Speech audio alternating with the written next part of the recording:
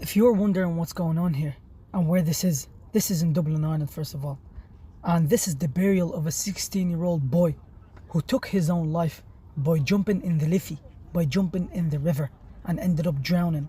Yes, he drowned himself. He was going through a very tough time, and God knows what he was going through. But if you think about it, Ireland is a country in the West. It is a country where poverty does not exist. It is not a thing.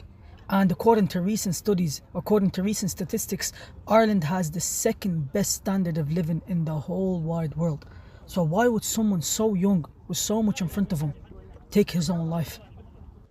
You see, happiness and satisfaction is never attached to your standard of living, how much you own, and what materialistic things you have. Our youngers are struggling with deception.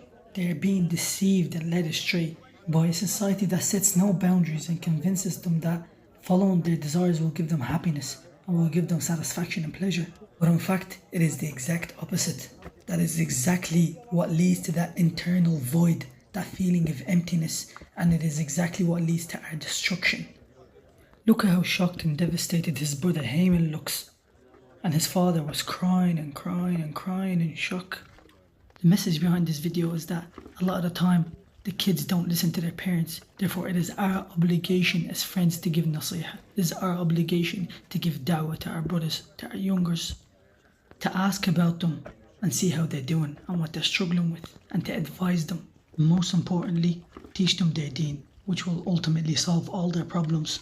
We should never leave them to the system that will further add to their destruction. May Allah have mercy on our brother. But, brothers and sisters, suicide is never the answer. Assalamu alaikum wa rahmatullahi wa barakatuh.